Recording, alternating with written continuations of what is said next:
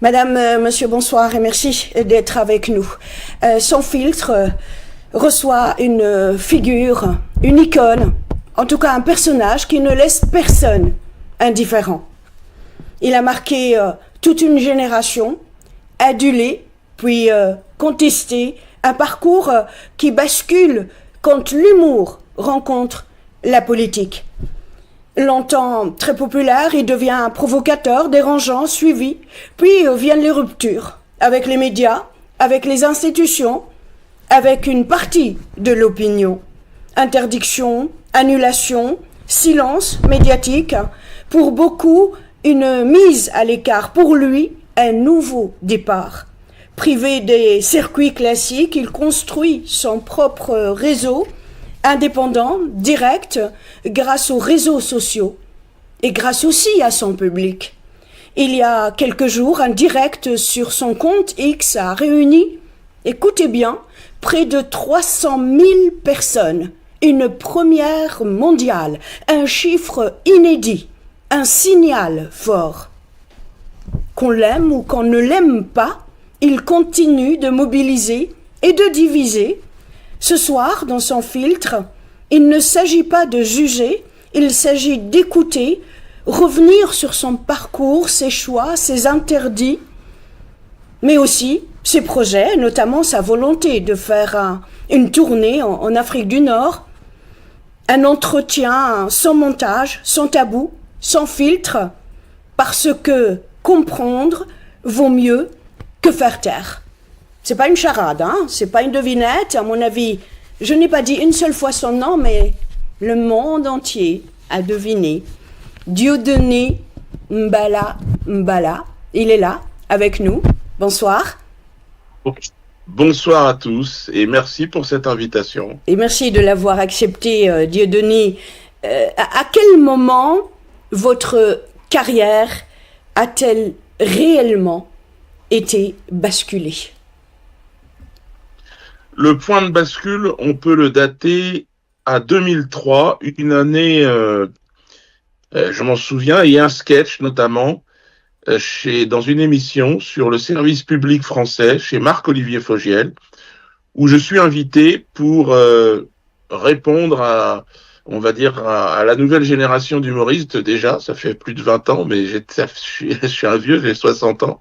Et il y avait Jamel Debbouze qui était là, et dans ce sketch, je lui fais une petite réflexion sur les colons israéliens et sur un sujet qui, en tant qu'anticolonialiste, me touchait. C'est ce qu'endure le peuple palestinien. Et donc, c'est à partir de ce moment-là qu'il y a un véritable point de bascule où je vais subir le chantage à l'antisémitisme, où l'on va m'enlever à peu près tout, hein, où tout va commencer. Et puis après, ça va prendre un peu de temps. Et 10 ans plus tard, il y a une deuxième période de mon existence où là, c'est Manuel Valls et les politiques qui, de manière très concrète, décident de me faire interdire partout.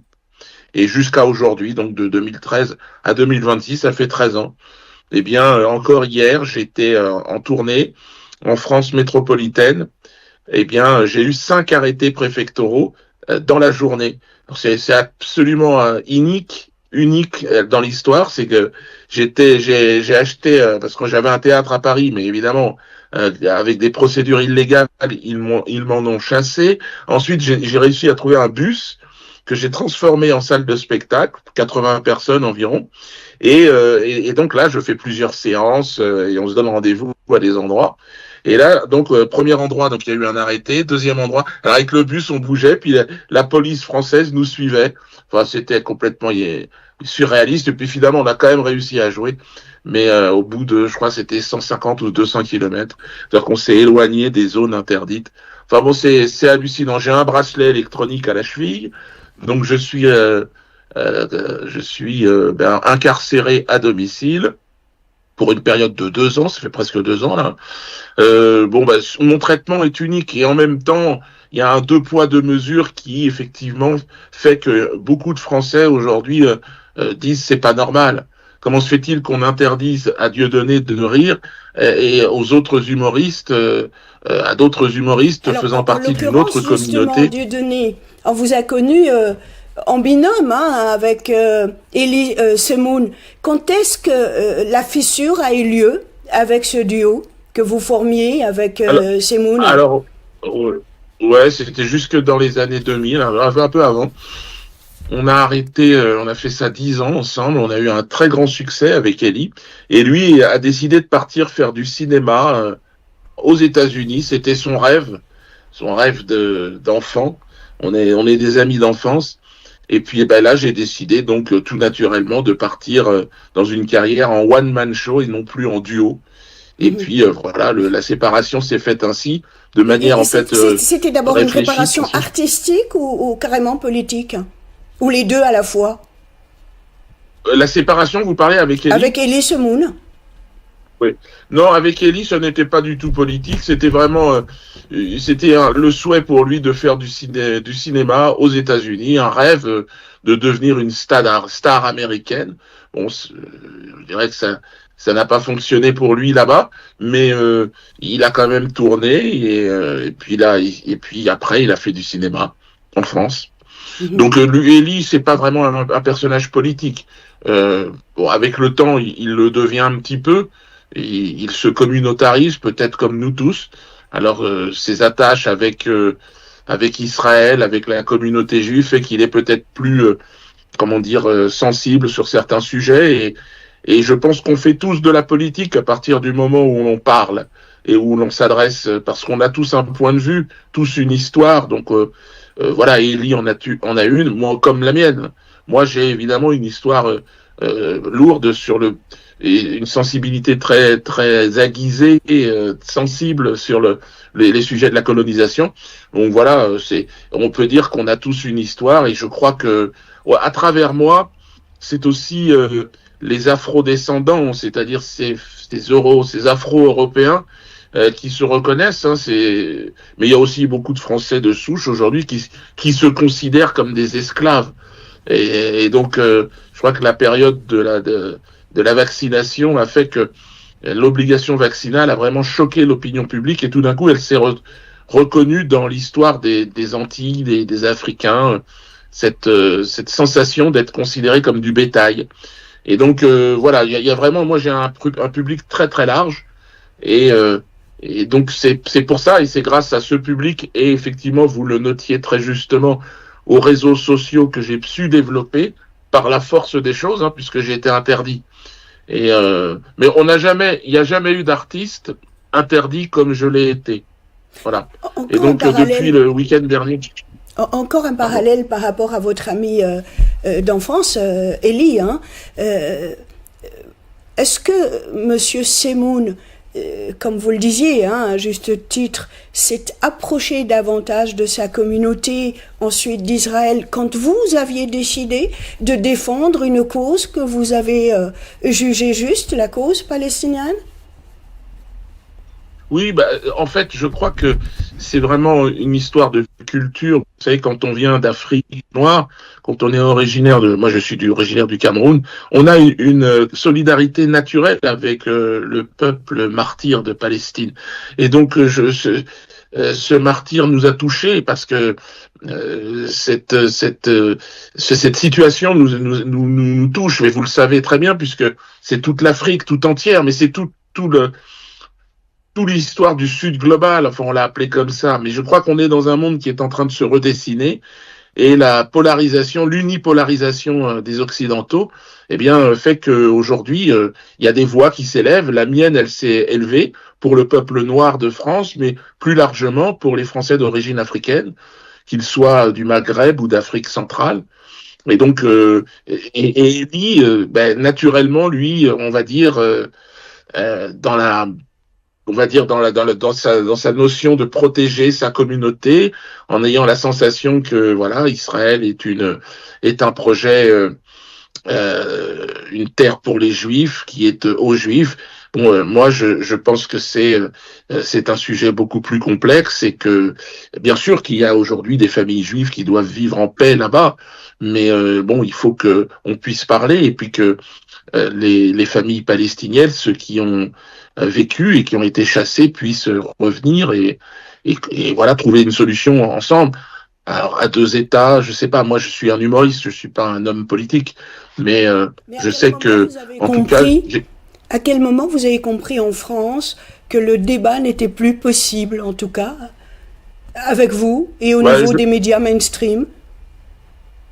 je crois que je l'ai compris véritablement il y a une semaine avec cette affaire Epstein et, euh, et j'ai compris qui était le véritable commanditaire de l'opération de censure dont j'ai été la cible. Cette personne, c'est Ariane de Rothschild et c'est le groupe, la banque de Rothschild. On a découvert dans les Epstein Files, là, eh bien, un mail de Madame de Rothschild, donc patronne du groupe de Edmond de Rothschild, eh bien, un mail qui demande à Epstein un rendez-vous urgent à New York pour traiter du cas Dieudonné, un homme politique, selon elle, qui a beaucoup de pouvoir et qu'il faut faire taire.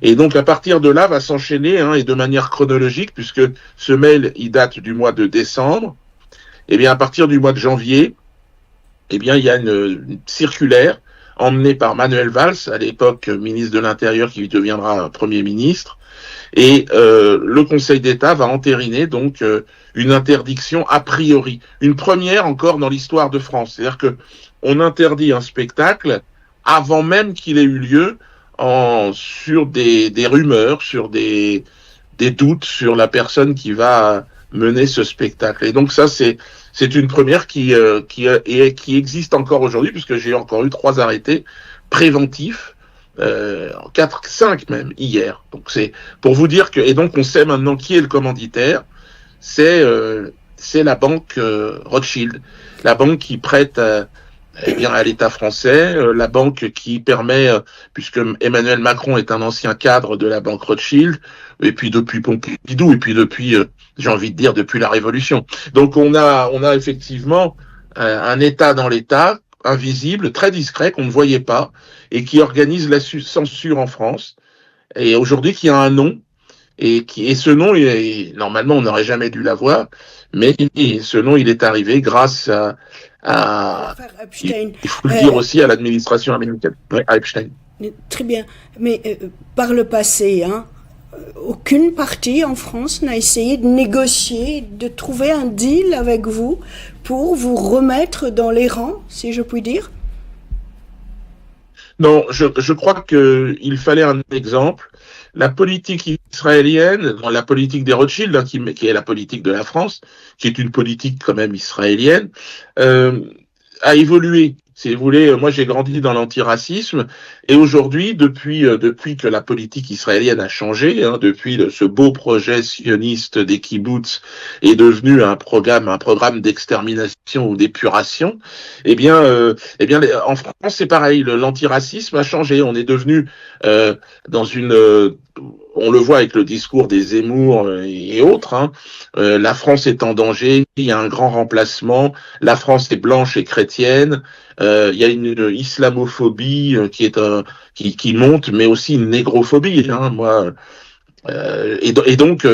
Voilà, je suis un modèle. Je veux dire, la liberté d'expression en France, elle est quasiment totale, on nous dit, mais la limite, c'est Dieudonné. La limite, c'est le mauvais nègre. Il faut être un nègre de maison, un noir servile, pour pouvoir servir les intérêts aujourd'hui de la banque Rothschild, puisqu'on sait exactement, de manière extrêmement précise, qui organise la censure en France, qui paye les politiques. Et on l'a vu, puisqu'il y a encore Jacques Lang qui vient là de démissionner de l'Institut du monde arabe, et ça n'est que le début. On est au début en France d'un véritable cataclysme.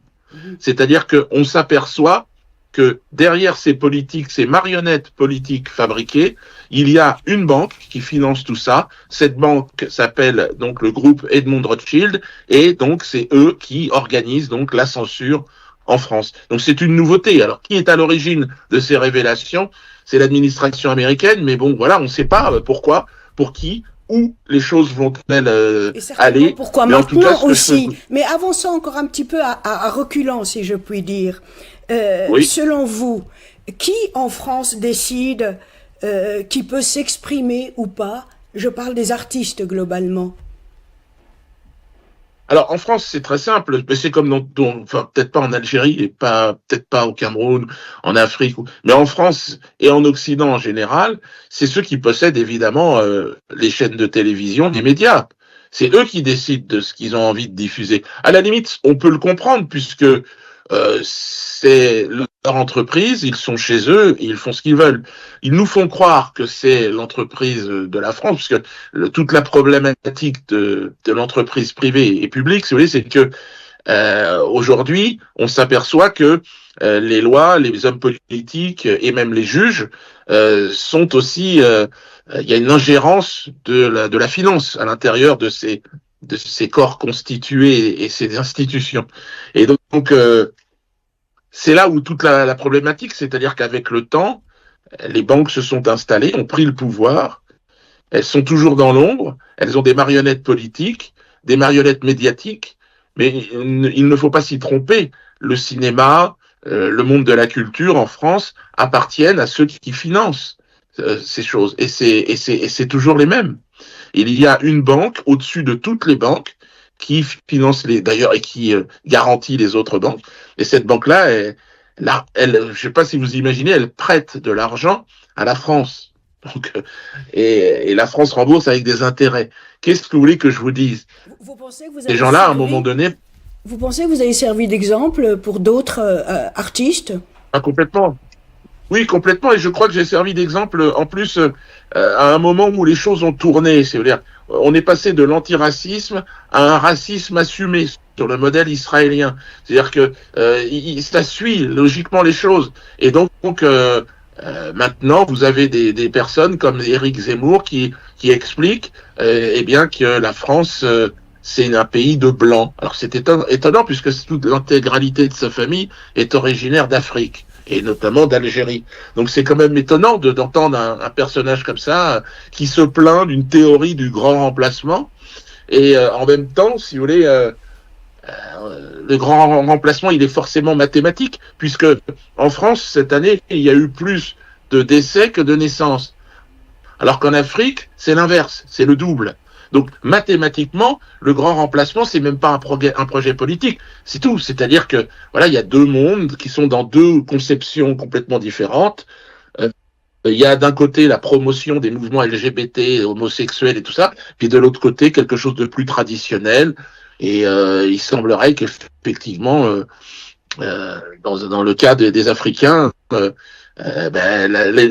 tout est en train d'évoluer, tout est en train de changer, et j'incarne dans ce petit monde, eh bien, ce que cet Occident ne veut pas voir, ce grand remplacement qu'il ne veut pas voir, et qui est naturel. Est-ce que vous avez vécu une sorte de catharsis quand vous avez vécu les interdictions, et les annulations de vos spectacles tout au début de ce qui a pu vous arriver et je pense que les téléspectateurs essayent et ils comprennent un petit peu l'émotion, l'émoi, comment on peut détruire une grande vedette de l'art en France et Dieu seul sait combien on vénère l'art dans ce grand pays qui est la France.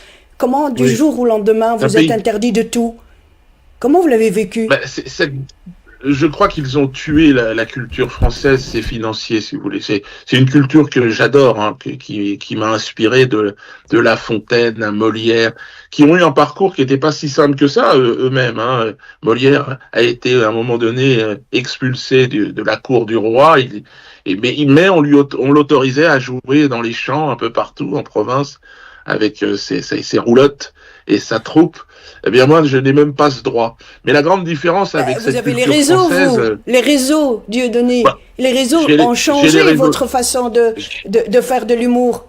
Oui. De pratiquer votre art. Effectivement. C'est vrai que ma survie, je la dois aux réseaux sociaux. C'est une évidence. Mais ce que je suis en train de dire, c'est que jamais aucun artiste n'avait été interdit comme je l'ai été. Et je pense que en partie... l'une des causes, c'est que je suis d'origine africaine et que je suis noir. Et ça, dans le monde je dirais qu'il y a une radicalité raciste qui est en train d'arriver et qui vient directement du sionisme, hein, qui vient qui vient simplement, voilà, ils sont en train de, et là maintenant ils font peur aux Occidentaux, on le voit, hein, ils financent des mouvements identitaires pour dire aux Blancs, attention, attention, nous sommes en danger. On est tous en danger. Je veux dire, pas plus les Blancs que les Noirs. Bon, moi, il se trouve que j'ai une maman qui est blanche et un père qui est noir en plus, donc je ne vois pas en quoi je vois pas de danger. Je veux dire, c'est pas un danger que d'avoir un beau-fils algérien ou chinois. Pour moi, c'est pas un danger. C'est pas au contraire. Mais bon, ça, je peux comprendre que dans un repli communautaire organisé et financé, ça puisse créer des tensions, des convulsions. Et la France aujourd'hui, elle est traversée par un problème effectivement. Pas de guerre civile, faut pas exagérer, parce que je pense que les générations qui arrivent sont bien plus intelligentes que celles du passé.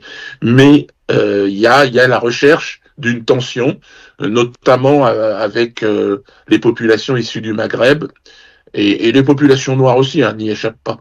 Et puis les populations qui ont les deux, qui sont d'origine musulmane, puisqu'il y a aussi une islamophobie qui est structurelle et financée toujours par les mêmes. Ceux-là même qui finançaient... Oui, dites-moi, ouais. si on essaye de retirer tous les filtres, hein, et je vous pose une question et je vous demande de me répondre dans la transparence totale. On le sait, votre ami intime était et est toujours de confession juive. Je parle de Elie Semoun. Le monde entier sait combien vous étiez liés. Ma question est la suivante. Oui. Est-ce que vous êtes vraiment antisémite ? Non. Mais déjà, je vais vous expliquer, l'antisémitisme, c'est pas drôle. C'est pas une chose. Et ça, il est en train de monter, l'antisémitisme. Parce que il y a les images de Gaza, parce que il y a l'attitude de Netanyahou. Et donc, il y a des amalgames qui peuvent être faits, qui sont regrettables, et que je condamne. Parce que nos compatriotes juifs n'ont rien à voir avec ces gens. Il y a eu dans l'histoire des juifs, Epstein en fait partie, Madoff, plein d'autres, ceux qui ont organisé la traite négrière transatlantique et j'en passe. Il pourrait y avoir effectivement des certaines rancœurs à l'endroit de certains juifs, mais ces juifs ne représentent pas la communauté juive. Donc on ne peut pas dire que non seulement que je sois antisémite, mais j'ai aussi maintenant, j'ai pu moi par le passé être considéré comme antisémite parce que dans mon art, j'ai utilisé des formules outrancières qui ont choqué, heurté, peut-être même blessé, et je m'en suis excusé. J'ai dit, excusez-moi, parce que ça n'était pas, à aucun moment, je n'ai voulu vous blesser ou blesser une communauté. Moi, j'ai voulu rire en France et en Occident, c'est la hiérarchisation des souffrances. La compétition victimaire qui est organisée. C'est-à-dire que j'ai grandi avec, on nous parlait dans les films, à la télé, dans l'éducation, de la souffrance des Juifs. Comme quoi les Juifs auraient plus souffert que les autres. Et ça, pour un descendant d'esclaves noirs d'Afrique, je n'ai pas de leçon à recevoir de n'importe qui et de personne. Donc j'ai commencé à m'amuser là-dessus. Mais je ne remettais pas en cause cette souffrance qui a été réelle lors de la dernière guerre mondiale. Il y a eu effectivement des morts et par millions. Et donc je n'ai jamais remis en cause ce genre de choses. Je n'ai jamais été sur le terrain de l'antisémitisme, qui est un terrain très proche du racisme. Ceux qui sont antisémites sont racistes. Enfin, ça ne me concerne pas, ce débat. Dieudonné, avant de dire encore un mot sur les perspectives d'avenir, je vous laisse vraiment libre cours de parler de quelque chose peut-être que j'ai omis d'évoquer avec vous dans ce sans filtre. Allez-y. Ouais, pour l'avenir, moi, effectivement, le fait d'être arrivé au bout d'une aventure et de la censure, hein, dans un pays qui prétend être Charlie, Charlie, qui est un journal assez navrant, qui ne fait que taper systématiquement sur les mêmes, que ce soit les chrétiens, la police ou l'islam, ils n'ont que 3 sujets de prédilection. Et le reste, ça n'existe pas. Et il n'y a jamais eu de critique dans ce journal, des choses qui, moi, me paraissent critiquables. Bref, en tout cas, dans ce pays-là, j'ai compris que j'étais la figure de l'interdit et de la limite de la liberté d'expression. pour des gens comme moi, avec la culture que j'ai. Donc une culture qui est une culture mélangée entre une culture occidentale et une culture africaine. Et donc, j'ai pris bonne note. De toute façon, vous savez, je ne me fais pas d'illusions. Aux États-Unis, il y a plus de Noirs dans les prisons aujourd'hui qu'il n'y en avait dans les champs de coton à l'époque, jusqu'à l'abolition de l'esclavage. Ça veut dire qu'il y a quelque chose qui ne fonctionne pas. L'intégration ne peut pas fonctionner. Et je ne veux pas, m'intégrer dans un humour d'État, un humour obligatoire, qui doit faire la promotion des mouvements LGBTQ+, ou du sionisme. Ça ne m'intéresse pas, absolument pas. Donc je veux continuer à rire comme on rit chez moi, dans ma maison, dans ma famille, autour de moi et dans ma culture. Moi, ma culture, et donc aujourd'hui, je ne peux plus le faire, ou très rarement, mais je le fais. Je le faire sur Internet, peut-être une tournée aussi en Afrique ou dans le reste du monde, là où je pourrais aller. Et la Belgique, vous êtes venu chez nous en Belgique. Ouais, tout à fait. La Belgique, je peux m'exprimer. La Suisse, je peux encore le faire. Le Canada, je sais pas, il faut que je demande un visa. Le Luxembourg. Il y avait les Brites, toujours. Mais vous savez, les réseaux de Madame de Rothschild sont très, très, très puissants. C'est-à-dire que lorsqu'elle décide, elle est capable de mettre une équipe avec des gens qui travaillent à temps complet sur votre tournée. Et ce que je veux dire, moi, c'est du jamais vu.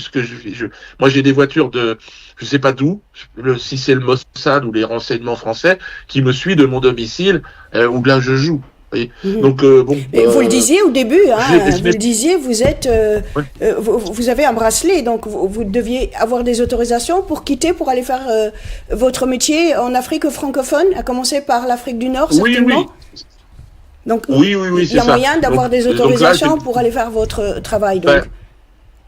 Oui, Dieudonné, parce qu'on n'a plus beaucoup le temps, à quelques minutes avant cette émission, j'ai appris que vous avez une autre corde à votre arc. Vous êtes peintre, vous avez, vous avez une galerie, il y a des vernissages.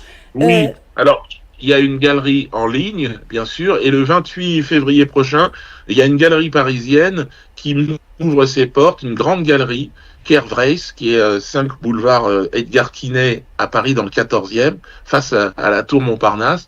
Et j'ai déjà exposé chez eux, et là je vais le refaire. Et ce qui est extraordinaire, c'est que c'est un succès qui est surprenant, incroyable. Il y a les collectionneurs comme le public et les particuliers qui se sont intéressés à moi. Quasiment toutes mes toiles sont parties en 3 jours. Et en fait, mes toiles ont cette particularité, j'appelle ça de l'art administratif, c'est que j'ai pris tous ces arrêtés que l'on m'a fait, et puis j'ai peint sur l'arrêté, sur une toile, et donc l'arrêté est collé sur la toile, et ensuite je peins autour, et c'est la particularité de cet art administratif, c'est qu'il est numéroté par l'État français et signé par le préfet. Donc vous avez 2 signatures, celle de Dieudonné et celle du préfet, qui rend dans l'histoire de l'art contemporain cette œuvre absolument unique et absolument pas possible à reproduire, puisque pour pouvoir reproduire ce genre de tableau, il faudrait pouvoir avoir eu des centaines d'arrêtés comme j'ai pu en avoir. Donc c'est vrai que c'est assez particulier et les gens ne s'y trompent pas, d'ailleurs il y a beaucoup de monde. Et donc depuis ce temps-là, je ne fais que ça. Alors comme je suis incarcéré à domicile, j'ai du temps et j'ai réussi à réaliser des centaines de toiles, enfin une centaine de toiles. Une dernière question, qu'est-ce que vous attendez, Dieudonné, qu'est-ce que vous attendez encore de la scène et du public surtout dans les années à venir? La scène, c'est ma vie. Alors, avec la retraite, la peinture, ça sera très bien. Mais j'aimerais pouvoir revenir sur scène de temps en temps. Il y a beaucoup de jeunes humoristes. J'ai joué avec un jeune humoriste algérien, d'ailleurs, Jamel Kaïbou, un talent extraordinaire. On devait venir jouer, d'ailleurs, dans son pays, en Algérie. Ça ne s'est pas fait, mais on pourra peut-être le faire. Et puis, il y a beaucoup de jeunes humoristes qui viennent me voir. Nous avons un Belge qui cartonne en ce moment aussi, qu'il me pardonne, j'ai oublié son nom. Oui. Je vais essayer de le retrouver, je ne sais pas. Lui, en revanche, il a été invité quelquefois sur les télévisions mainstream françaises. Il va m'en vouloir, mais lui, il a les yeux bleus, pas comme vous. Vos yeux sont noirs, Ah non. Oui. Ah, oui. Mais il est terrible, avec son petit accent wallon. Bon. J'ai Ah ouais, oublié, ah ouais, j'ai pas l'accent belge. préparé, C'est je suis encore aussi autre chose. spontanée, j'ai pas Il préparé, y j'ai a oublié son nom. différents, il y a différents accents. Il y a différents accents en Belgique. Moi, j'aime bien parce que j'adore cet accent-là, avec l'accent de Liège. Je sais pas si vous connaissez l'accent de Liège. Oui, je connais Ouais, très bien l'accent de c'est un Liège. accent formidable. Ouais, et j'adore l'accent belge. Et c'est vrai que je prends beaucoup de plaisir à jouer en Belgique. Mais, et puis, j'aurais autant de plaisir à jouer, évidemment, dans les pays du Maghreb, en Algérie. J'ai été interdit de jouer au Maroc.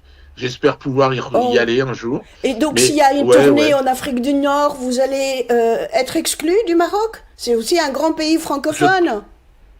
Oui, et j'ai un public très large là-bas qui n'attend que ça. Mais vous savez, il y a aussi un lobby sioniste très important là-bas.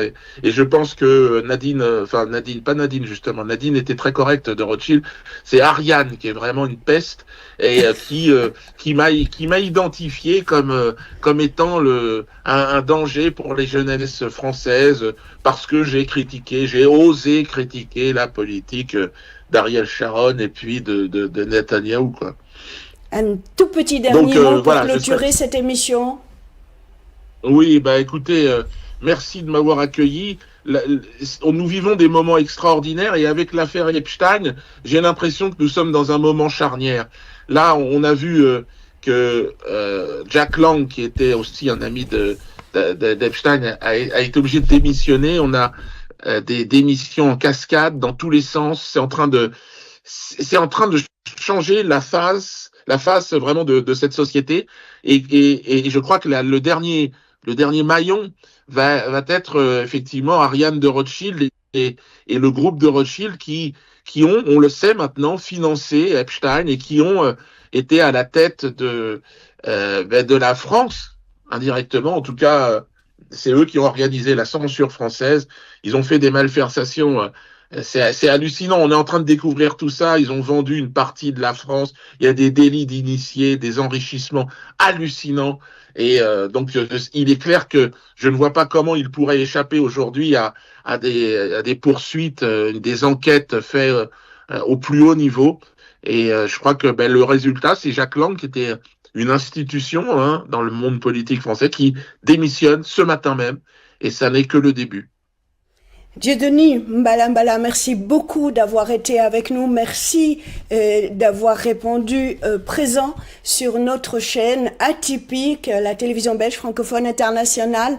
On vous réinvitera, j'espère, sur le plateau à Bruxelles. En tout cas, soyez le bienvenu. Ah ben, avec grand plaisir, les Belges. À bientôt. Accent Liège. Merci beaucoup, madame, monsieur. Cette émission s'achève. Merci de l'avoir suivi. Au revoir.